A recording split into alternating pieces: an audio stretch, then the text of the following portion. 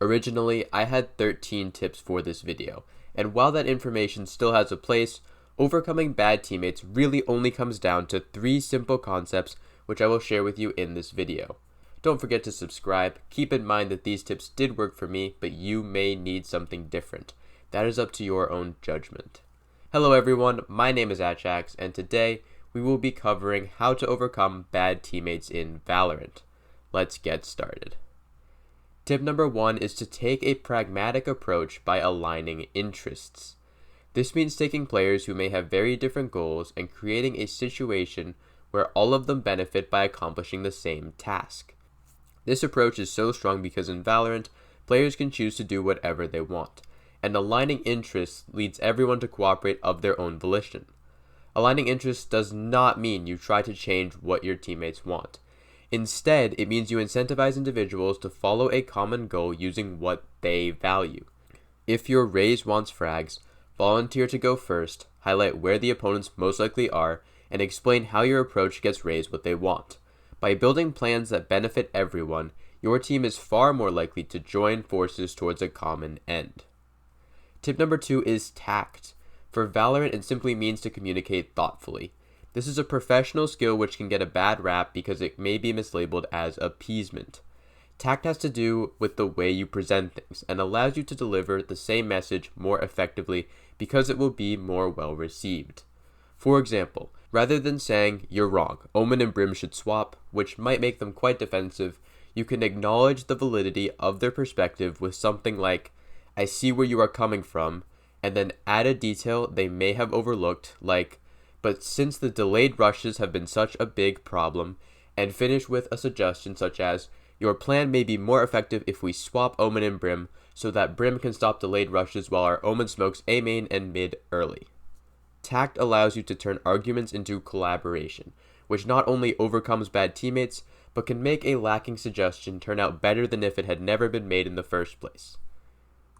If your teammate's performance is more important to you than venting frustration, don't blame them even if it was their fault. While there will be some exceptions, most players perform the best under low pressure, high relaxation, and high positivity. Blaming teammates is usually redundant and pointless because most will already know they have made a mistake even if they don't want to admit it. Further, many comments I hear are less corrections and more insults.